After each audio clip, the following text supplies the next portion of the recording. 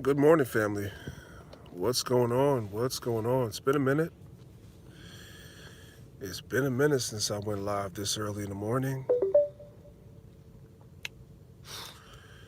I want to say peace and blessings and shalom to everybody near and far. Welcome to another early morning edition of Maccabeestv TV. Your brother has a little bit of time this morning. Got to work a little early, so I said I would just go live and just exhort the people. Oh, I see my brother Hassad in the building. Shalom. Shalom, mighty man. What's going on to you? Blessings to you. Y'all brothers continue to do the great works that you brothers are doing. Yeah. So, I have a little bit of time this morning. I'm now, I promise, I always tell you guys I'm not going to be on here long, and unless I get a very large influx of people and an influx of questions, I won't be on the phone. I won't be on this live that long today. Didn't sleep well last night. Probably like the last 2 nights, I didn't sleep as well as I would normally sleep because, we're in a time right now. Everybody sees what's happening. Um, yeah, Hassad, it was crazy yesterday here. It was I've never seen anything in my life like what I saw yesterday, especially on the highways. It was like I Am Legend almost type. you know, what I saw because I drive into this area very early in the morning, like 3, 4 in the morning. So when I was driving down, the highway was like a maze. And what I mean by that is there were stalled cars on the highway going all the way from Pennsylvania into New Jersey. Stalled cars everywhere. I'm talking about like in the middle lane, stalled cars on the shoulder, stalled cars on the exit ramp. Like everywhere there was like cars, like hundreds of them. Like people must have got really stuck on the highways. I don't know how they left their cars there and where they went, but there was hundreds of cars everywhere. So I couldn't even drive but so fast because it's dark outside and there's cars everywhere, and I didn't want to run into rear end a car that I didn't see. So it was like really really crazy. Then I got to work yesterday, and where I work, the basement for some reason when it's heavy rain, the basement floods. So with this storm, it was even worse. The basement flooded. All the elevators stopped working because the circuits got wet or whatever happened, and the motor, the engines, all that stuff got wet, so they stopped working. So it was a trickle down effect. Yeah, yesterday was really really interesting. I'll tell you that. It was really interesting, and of course, my phone doesn't stop ringing from my guys. So it was kind of crazy, bro. But all praises to the Most High for getting me to work safely yesterday and getting me back home. And my car was okay, so I give all praises to the Most High for that. The water for asking, King. Um, and shout out to whoever else I saw in the chat. Your comment kind of came and went. Anyway, so I was saying that I haven't really slept the last couple of nights. Like I've been, you know, uh, there's a lot of things on my mind, and because just a couple of things that I want to hey Deontay, shalom to you, King. Just a couple of things is that number one, this moratorium, especially for people in like New York and California and places like that, there are a lot of brothers and sisters who are having to make a very, very hard decision about their employment and this jab, right? There's a lot of people, and they don't have long to make the decision. And a lot of people are panicking because they don't want to lose their jobs and their livelihood. And that's not to say that they don't have faith in the Most High, right? But at the same time, you're still a human being. You got bills, you got a family, you got children, you know. And really, there's not a lot of jobs that you can get where it's not mandating this thing. So it's a very tough, difficult decision for a lot of people. And I'm counseling a lot of people, right? Let me be clear about the counsel I'm giving. At the end of the day, each individual has to make a decision for themselves, right? Everybody has to make their own decision.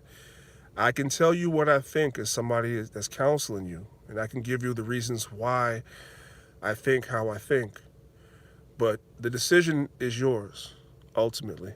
And you have to make the right decision, and then you have to live with your decision. So the best thing to do is to make an informed decision. Me personally, those people that make a decision either way, I don't judge the matter. I don't judge them as an individual, right? If anything, if they make the decision the other way, then you come to me for counsel on that, then we'll talk about that and what we can do. Because some people do it out of fear. And then once they get that up inside of them, then they want to know how to get it out. So now we have to have a whole different conversation. All right. So it's been a lot of people I've been talking to, a lot of people, a lot of phone calls, a lot of people in my camp itself, that are dealing with this moratorium. So it's a very, very serious situation that we're in, which kind of lends to why I'm live and kind of lends to why I called the video what I called it.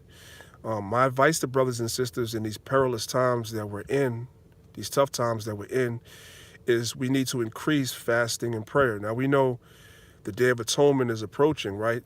The fast is approaching for those of us that are law keepers. I'm not talking to the reprobates, not you.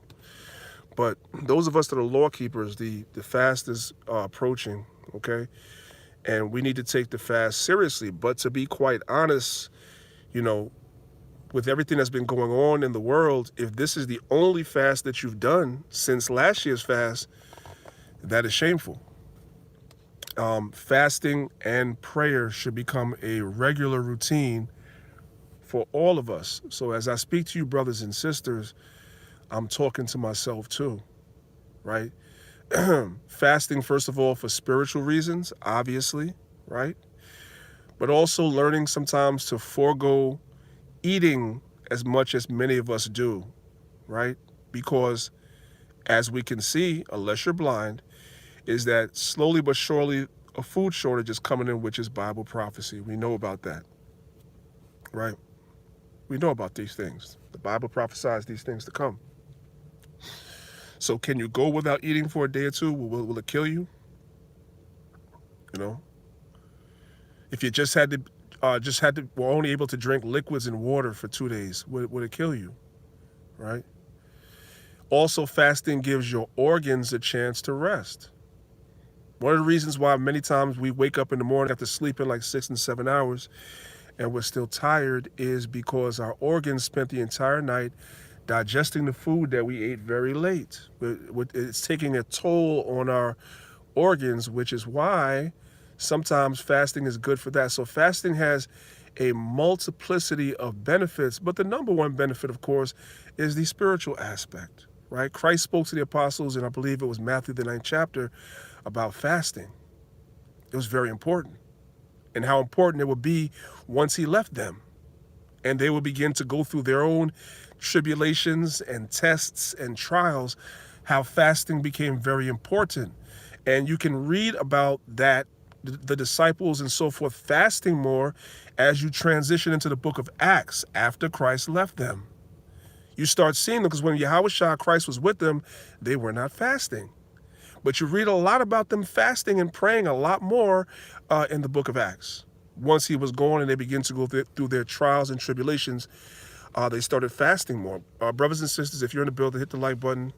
I'm using this bullshit YouTube app, which I hate. That's why I hardly use it. So a lot of times the algorithm is really, as bad as it is, it's even worse on the app. It's delayed. A lot of people don't see the live until later. So if you guys can hit the like button, it'll trigger the algorithm at some point. This will pop up in their recommendations, okay? So fasting is extremely important. Prayer, of course. The scriptures speak about the fervent or effectual prayer of the righteous availeth much. I know I butchered that. That's okay. That's all right. Prayer is extremely important as well. We need to keep each other in our prayers, and we don't need to just pray when we're going through something. A lot of times, a lot of brothers and sisters, we don't pray. And when I speak to you, brothers and sisters, I speak about myself. You get so carried away with your daily routines, your daily whatever, that prayer becomes like something secondary. It's not really, but it needs to be primary, especially in these times. We need to keep each other in prayer. Um, in addition to the situation that's going on with the job thing, um, I don't really want to put too much information out there that's not my place to put out. But there's a particular congregation in Israel that had a very, very bad outbreak of this pandemic amongst their body, right? It was quite a few key members of their body that came down with, you know what, I don't have to say. And so I got that phone call too. And, some members of leadership were hit extremely hard for that camp. And so, I've been praying for them as well, and um, talking to those brothers and sisters, are checking up on them as well, because at the end of the day, they're a different camp, but we all Israelites, right? We're all Israelites. So many people have done that when my camp faced trials and tribulations. They checked up on us. So I do the same for them when I hear about something. Well, actually, they reached out to me because I didn't even know what was going on. And so I've been communicating with them as well, right? And more brothers and sisters, as this thing continues to progress, are going to be hit by it as well, right? As we come into the fall and the winter. And so, again, I'm asking brothers and sisters, especially those of you who have pre-existing conditions already, especially people who have respiratory conditions already, asthma, emphysema, things of that nature, right? You have to be extremely, extremely cognizant and careful of your lifestyle, what you're eating, what you're putting into your body, um, taking a lot of natural drinks, ginger, turmeric, stuff like that to clear out mucus, anything that can really like eliminate excessive. Let me listen carefully to what I'm saying, because I had a retard take one of my videos and remix a lot of my words, right? Because people that ride the short bus, sometimes they have the attention span of a goldfish. Okay, so I'm being very careful to what I say so that people can understand. Mucus is normal in your body. It's natural. It's supposed to be there. It's supposed to be there, right? But there is certain foods that you eat, right, that build up excessive mucus in your body, and those things tend to affect people that have pre-existing conditions like asthma. It tends to affect them more. I don't have to be a doctor to tell you that, because I grew up as an asthma patient. So I experienced this. I'm talking from experience. And I did not defeat my asthma until I learned that one of the main triggers, it's not the only trigger, but one of the main triggers for me constantly having asthma attacks as a young child was the excessive amount of mucus that would be built up from the things that I was eating. And so once I eliminated those things in excess, right? How's it going, guy? All right. Once I eliminated those things in excess and added healthier options like ginger, turmeric, so forth and so on, to help eliminate the excessive mucus as well, I don't get asthma attacks like I did when I was younger. Even in my early adult life, I was having those problems because I didn't know better. And guess what? What they call the experts, the doctors who are experts, they never told me that. Now, one doctor I ever went to told me about eliminating milk and cheese and cookies and all that stuff out of my diet, which causes excessive mucus. They didn't tell me that. You know who told me that? The people that people want to call pseudo, the herbalists. The herbalists was the ones that told me that. And as soon as I did it, I stopped having asthma attacks. Okay? I have to say that because there's a bunch of dummies that's running around pretending to be freaking scientific and knowledgeable, and they're a bunch of dummies. So I have to say that. But anyway, I don't really want to go off on a tangent on that. What I'm saying is that you brothers and sisters that have pre-existing conditions, but everybody in general, just be a lot more cognizant of your health and these are the last days. In case you're living under a rock, and you haven't been watching the news, you really don't want to go to the hospital if you can help it. You really don't. The hospital is really not where you want to be. Shalom, Isaiah, what's going on? It's really not where you want to be. So I'm just giving you positive encouragement and feedback as far as some of the things that you brothers and sisters can do to try to remain healthy. Get out, do some exercise.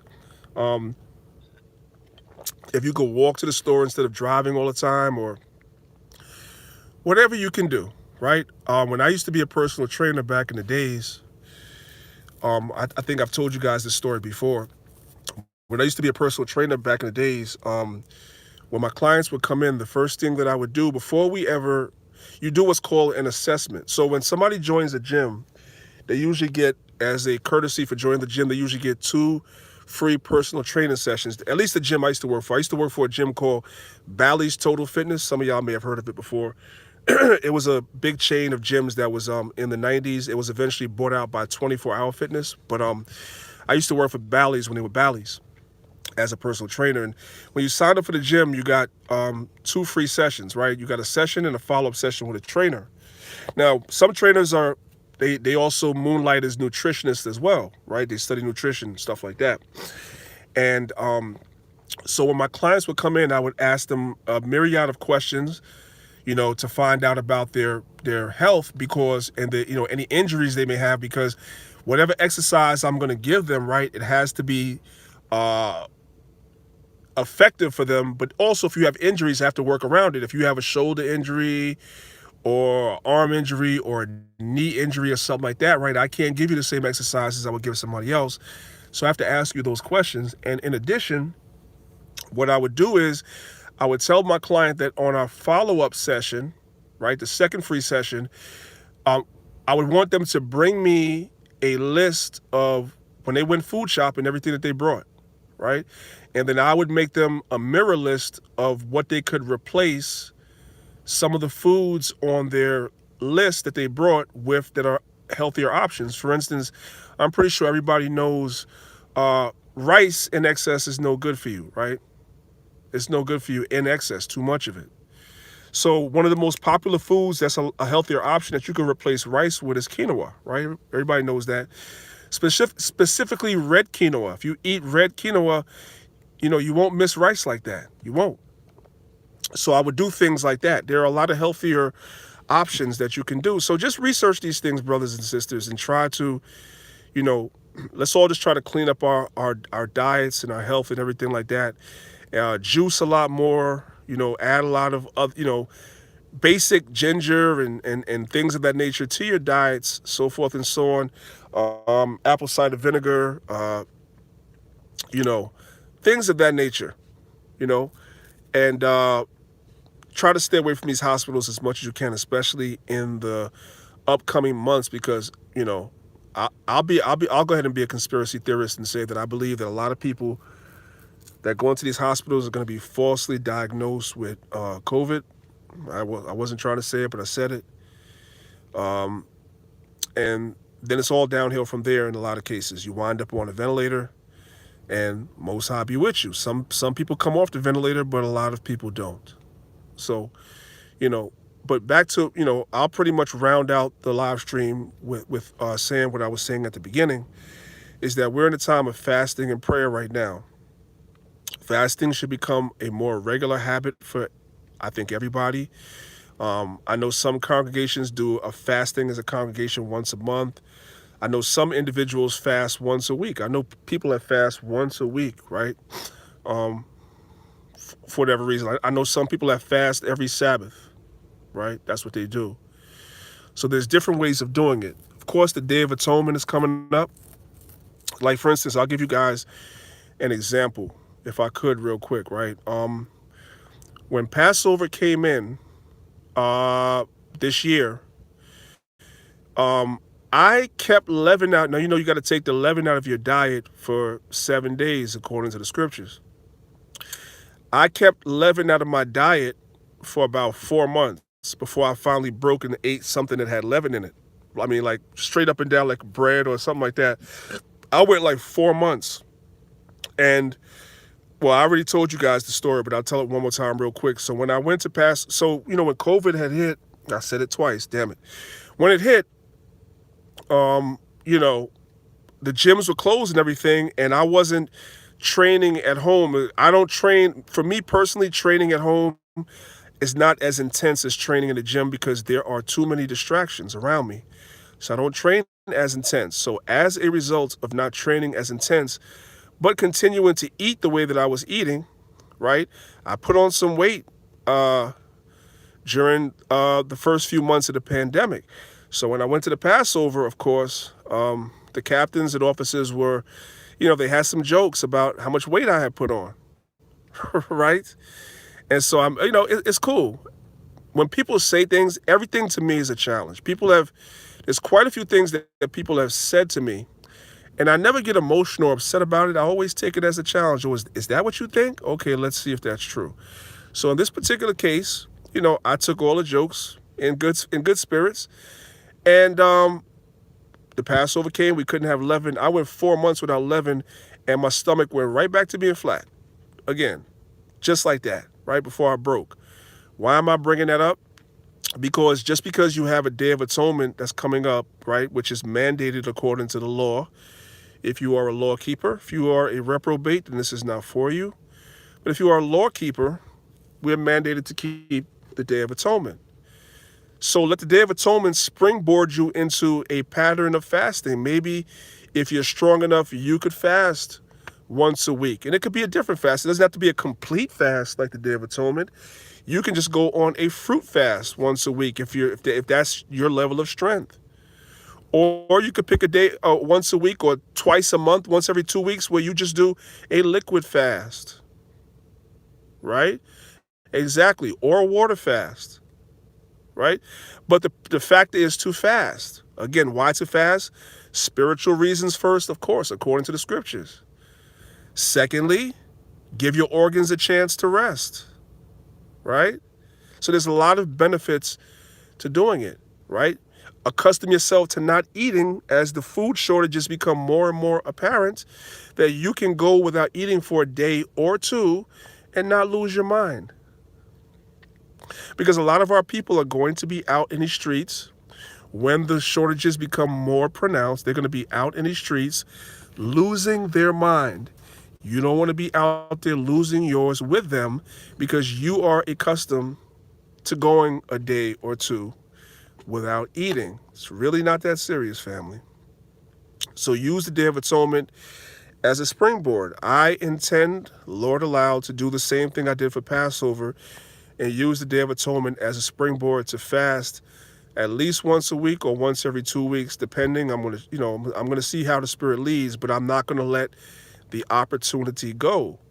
We have to build this. This is all part of building ourselves up. And when you fast, you are denying your flesh, right? Because you need food. You need it, right? You need food in your system in order to be able to function. So by you denying yourself food, you're showing that you can you don't really need the food all the time, right? It's the same thing with the flesh. You can deny your flesh. Sin and all these other things that are in you, you can deny yourself these things. You don't have to do them. You understand?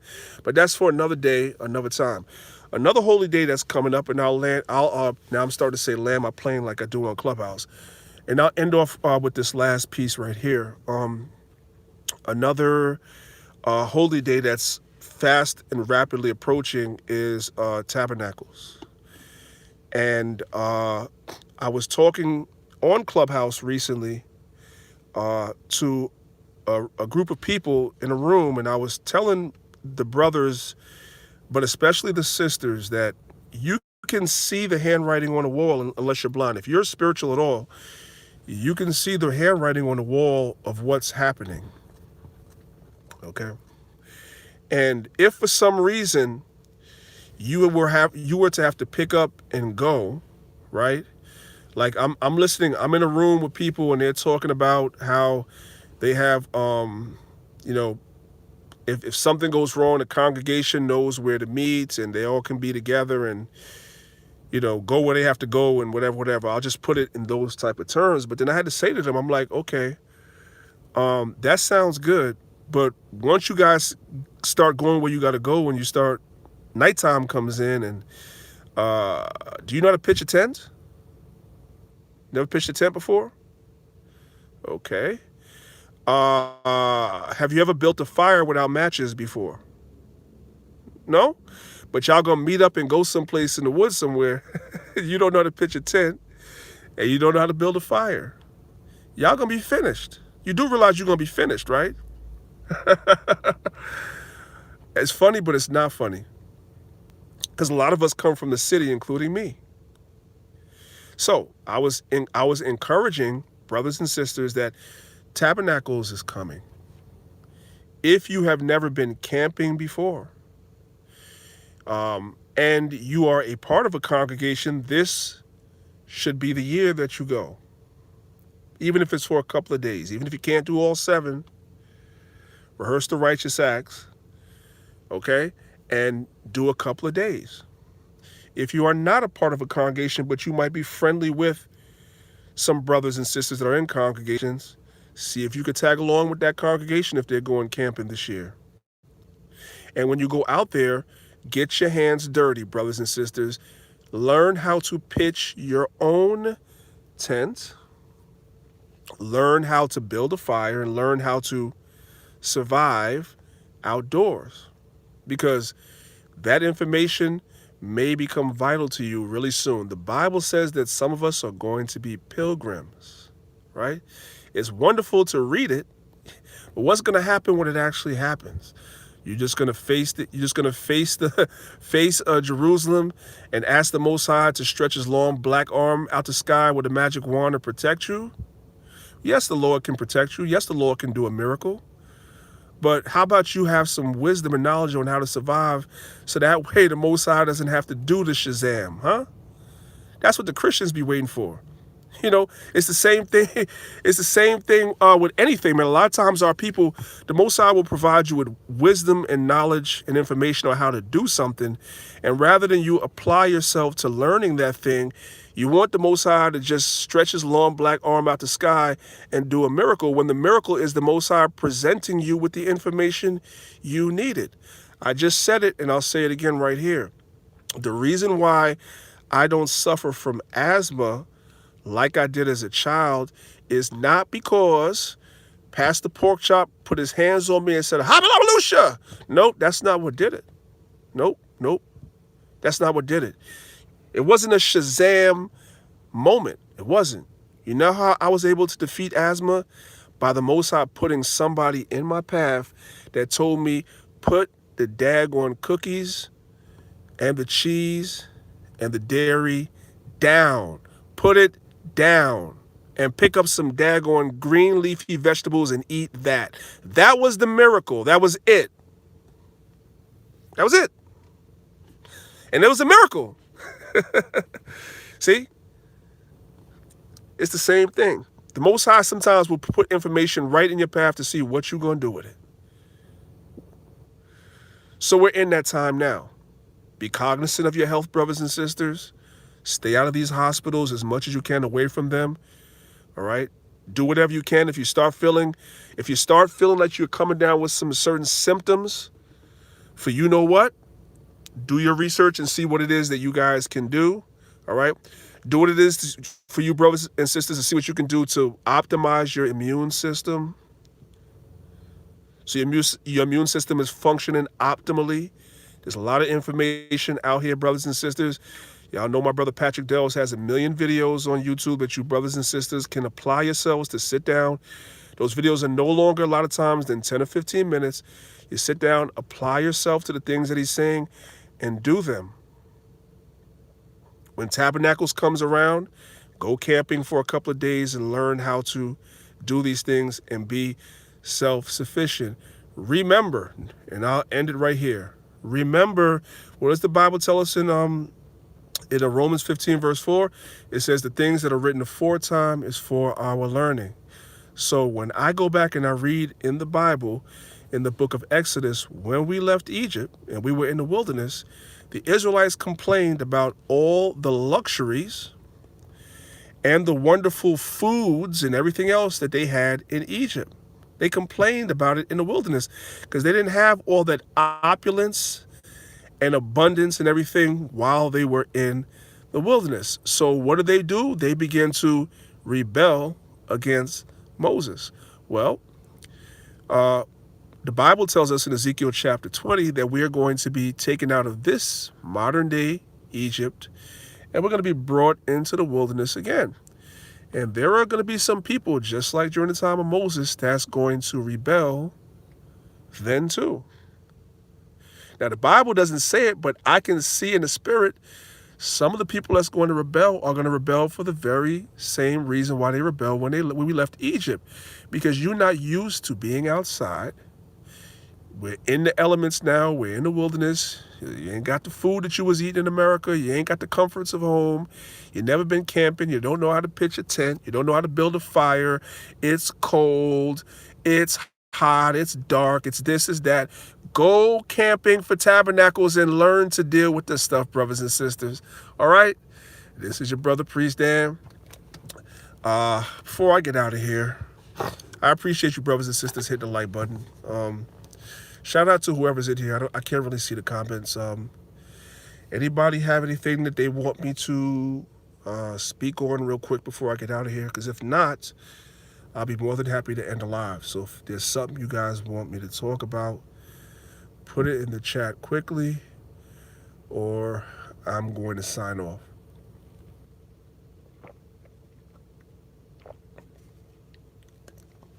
Yes.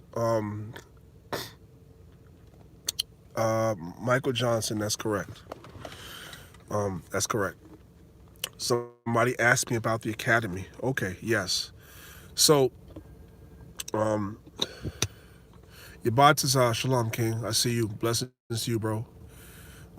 Yeah. So the brother asked me about, I believe that's a brother. He asked me about the academy. Deacon Tawabaman, I see you. Shalom to you. Rebuke all devils. All praise to the Most High. I'm here. I'm going through my trials and tribulations like the rest of you guys. I haven't been as active on YouTube. I've been a lot more on Clubhouse over the last 2 months. I really am enjoying that app. It reminds me a lot of going to camp, street teaching, and there's a lot of great works and a lot of fruit coming into the truth through the Clubhouse app. So I don't want nobody getting no spirits when I'm talking about. We're not doing the work no more because we don't see us as much on YouTube. Technology advances and things advance. So, you got to go where, you don't want to stay in a bubble. You kind of want to move around and go to all these different platforms. So a brother just asked me about the academy. Yeah, I'm not going to front. I took my own advice, bro. Everything I was just talking about. Over the last 2 to 3 weeks, I kind of was under the weather myself, to be quite honest, which is another reason why I didn't go live. I got hit with a bad allergy attack, right? So I'm really just getting over that. And lots of natural remedies.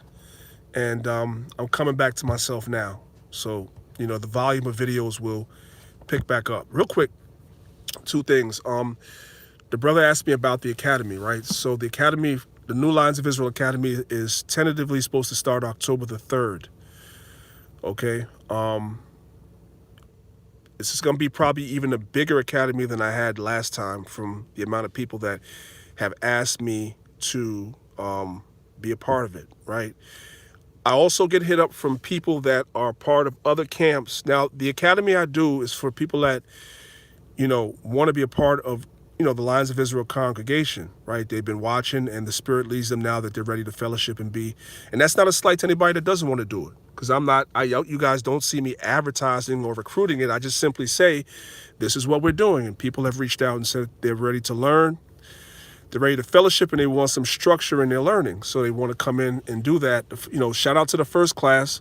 The brother Deontay that's on here, he's one of the brothers that was in the first class. Now, I'm also getting, there's a lot of people that watch the channel that are in other congregations, right? And some of you guys are asking me, could you be in the academy as well? I don't necessarily have a problem with allowing some of you brothers to be, to come and be a part of the lessons and stuff like that. The only issue that is going to be is don't do it behind your elder's back. That's the only thing I'm going to say. If I know that you're in another camp and you ask me, can you sit in on some of those classes, right? And the reason why the classes are not just being thrown up on YouTube is because, I know what you guys say, but I still stand by what I say.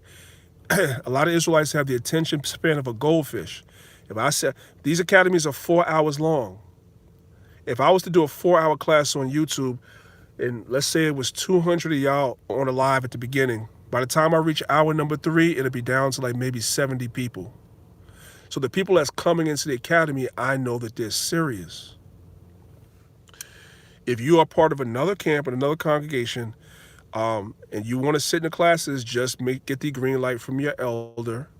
So that way your elder doesn't say that we're trying to take your member. I don't want nobody's members from their camp. I'm not trying to recruit nobody. But I know some brothers in Israel, some elders in Israel are very possessive of their members. You keep your members. I'm not trying to, your members come to ask me to be in class. I'm not recruiting them. So if you want to come and sit into some of these classes, I know a lot of y'all want, especially the history portion of a lot of the stuff I go into, I know a lot of y'all want that. Just make sure your elder's cool with it. Okay? And you guys can, the email, I'm on the app.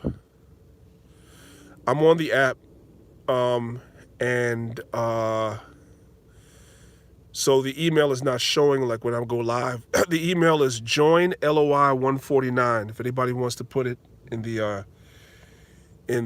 chat for me, that'd be great. It's joinLOI149@gmail.com. Okay. Somebody asked me, joinLOI149@gmail.com. Just put your name, your phone number. Let me know it's about the academy. And if you are part of another camp, let me know that too. Be honest with me. And just let me know that your elder is okay with that. I know 99% of y'all elders, I know them. So most of them will be cool with you sitting in the class, but there might be a few that's not.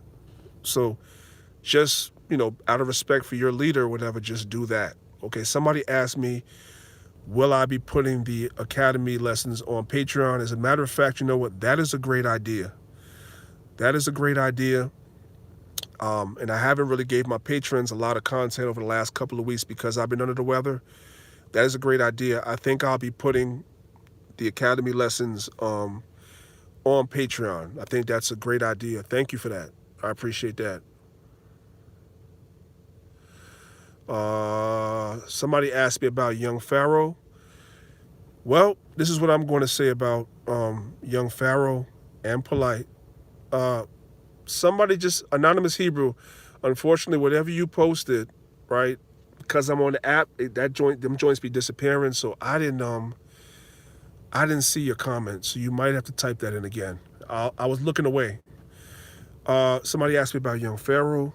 Well, at the end of the day, he is an Israelite. The brother needs some prayer. But you have to remember everything that this man has said against the Most High and against the Bible, right? We have to remember these things and keep these things in mind. Because when the Most High begins to bring judgment down and visit people sometimes, it's for a reason.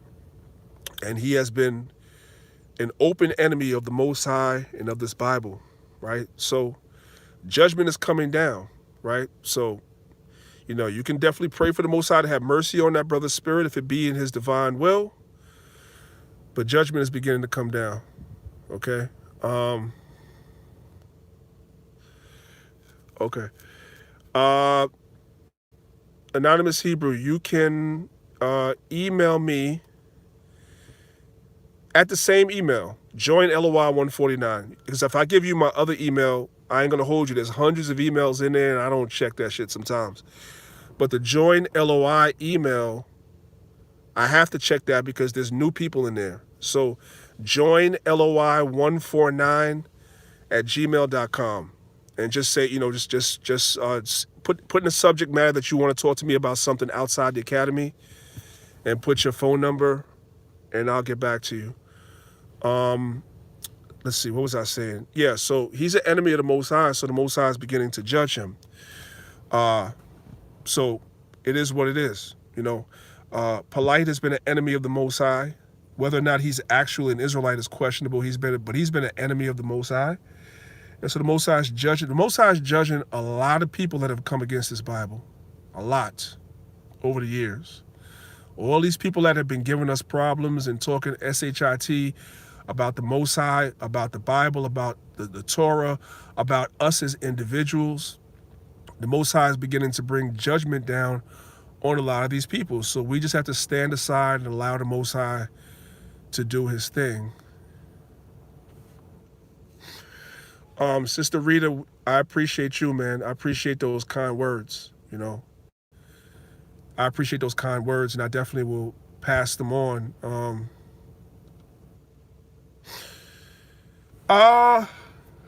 So yeah, somebody in the chat give him the so I really don't want to put it like this, man. You know, young Pharaoh, you know, he came into some money somehow, and we all have our theories, no proof on how that happened. He came into some money, and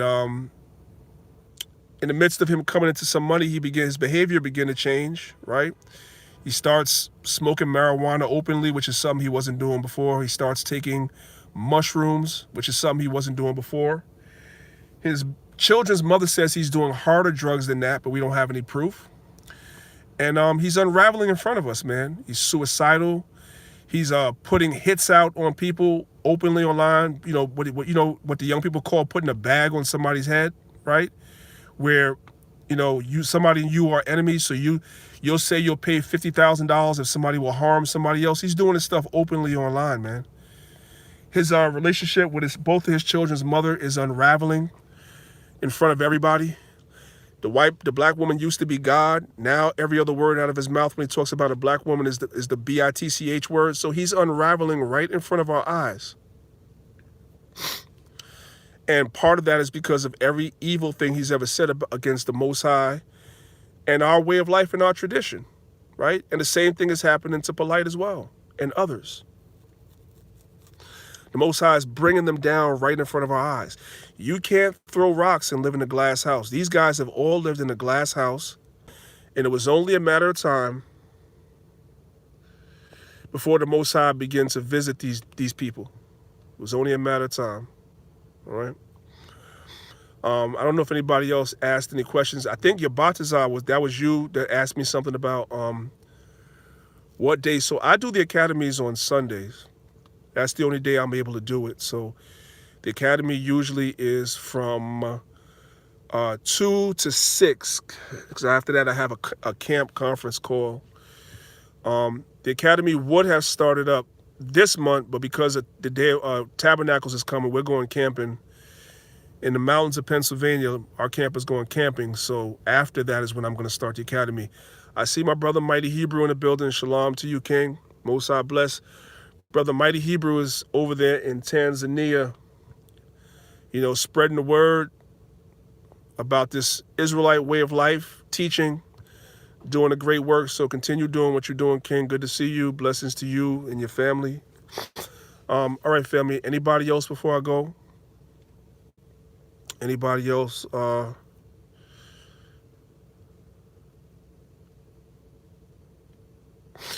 You know what? I'm going to tell you, brothers, something, right?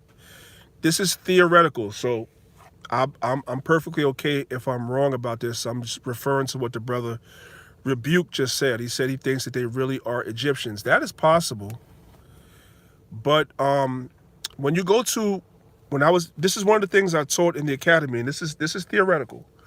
When you get a chance, go to Google Images and type in the inheritance of Abraham, right? And it's going to give you a map of the inheritance that was promised to Abraham.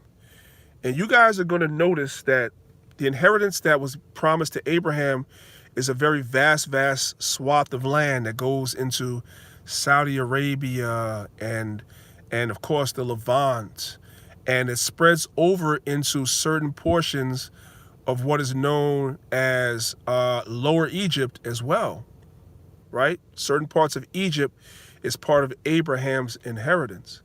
And so what I told brothers is, I theorize, because I don't know, only the Most High knows, that one of the reasons why so many of our people have such a strong attachment to the land of Egypt is because in the spirit, part of Egypt is part of Abraham's inheritance. Part of Egypt was also part of the Garden of Eden. So some of our people have an affinity for that particular area in the spirit, and they begin to claim the culture as theirs when the culture is not theirs, but part of that land is theirs. And they just don't know the difference and don't know how to separate it. Now, that is just a theory. So I'm not asking anybody to believe that. But that's what I believe, which is why they can't shake that Egypt spirit, a lot of our people, no matter what you tell them. Because some of them will tell you outright, they know that they're not really Egyptian. Reggie will tell you he's not an Egyptian in a minute, Brother Reggie. You know, a lot of them will tell you, and Fadishi will tell you in a minute that he's not Egyptian. They'll tell you that. They just have an affinity to the culture and to the land.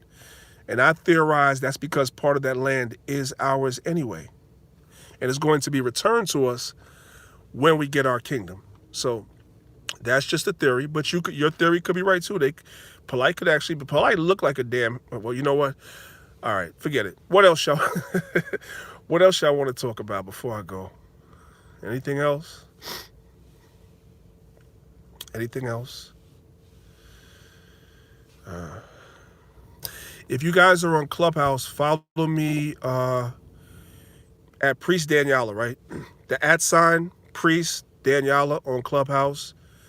When you guys follow me, you guys will see what, once you follow somebody, I don't know if you guys are on Clubhouse or if you know how it works, but once you follow me, whatever room I'm in, your phone will automatically get an alert that I'm talking in that particular room, right? So the way the Clubhouse app works is that people set rooms up and there'd be different topics. Like shout out to everybody, man. Shout out to Sakari, SOT camp, Nation of True Nation camp, my camp, you know what I'm saying, ISUPK. We all were together and by the way, there's no divisions on Clubhouse, just so you guys know. All this division stuff that y'all guys see on YouTube, and Facebook, you guys wouldn't believe me. The camps are together on on Clubhouse. That's the crazy part. We all be in the same room and we all be fighting the same demons. So the other day, there was a room that was set up where it was the Israelites versus the Christians. Now the Christians, it was about the so-called Trinity. So you had Trinitarians on one side, right? You had another group of Christians that call themselves oneness. Don't even get me started on that, right? And then you had the Israelites. And you had Israelites from different camps. So if you guys were following me, let's say, and I go into that room and we all start debating with the Christians, you'll get a ping on your phone that we're all in that room and we're debating with Christians, and you'll be up in there. When you guys don't see many of us on YouTube the way you used to, it's because a lot of people are on Clubhouse now, right? So you definitely want to get up. Yeah. My young said he was in there. So you definitely want to get up on the Clubhouse if you're not. Now it's available for Android and iPhone. So it's definitely an app you should get. But there's a few things that you should know.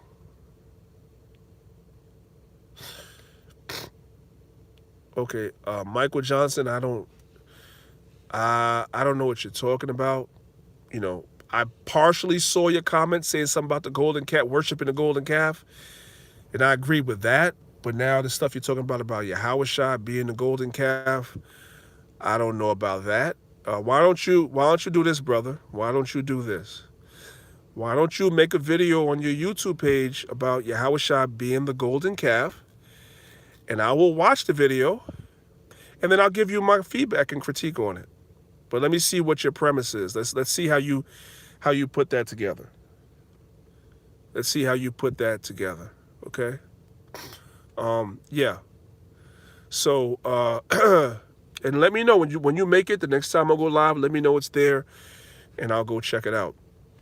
But yeah, if you guys come on Clubhouse, you're gonna see a lot of people on there that you may not see as much on YouTube as you used to. But my thing with YouTube is that All my videos are getting copyrights. Every video I do, guys, is getting copyrighted, which is frustrating. That's number one. Number two, like with everybody, because I'm not special, my videos are suppressed. The algorithm doesn't pick it up, so forth and so on. So it becomes a little frustrating, but I'm still going to use YouTube for the tool that it is. I'm just giving my energy to other platforms where we are getting fruit from these other platforms.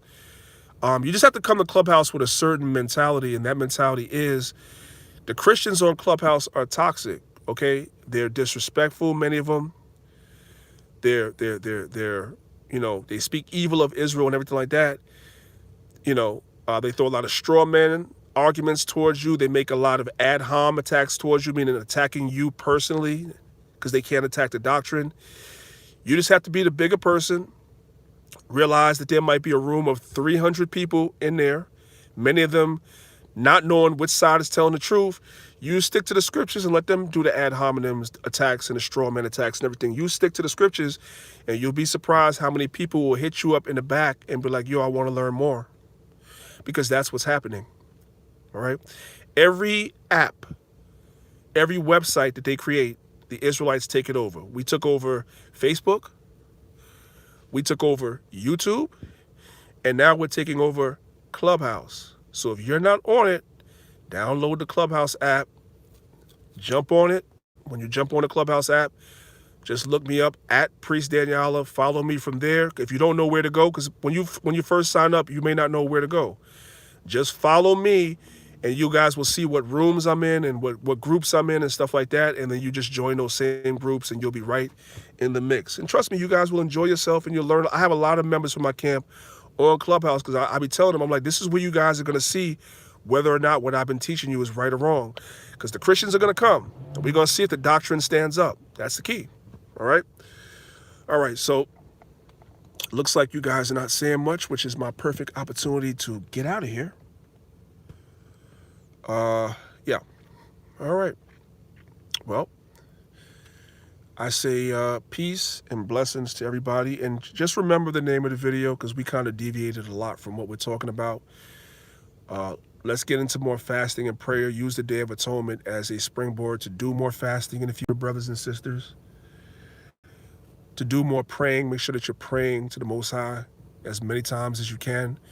And guys, don't just pray for the Most High to bless you with this and bless you with that and bless you with this. No. Pray to the Most High for peace. Use the Lord's Prayers in Matthew 6 as the blueprint and go from there, right? Pray for your brothers and your sisters. Pray for brothers and sisters in other congregations as well, for their health, strength, safety, so forth and so on, to guide and protect us in this time that's coming up that we read about. You know what I'm saying? The time of Jacob's troubles. We're in Jacob's troubles already, but it's going to be intensified. And pray for the Most High to deliver us through these tempting times. Okay? That's what we should be praying for.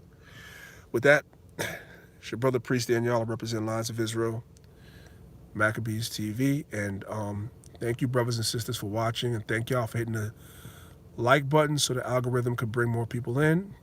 If you have not, the Day of Atonement is coming up. I suggest you anoint yourself and get yourself right and ask the Most High to give you that love in your heart to hit the like button for your brother so my videos could get out there more. I say peace and blessings to everybody. Shalom.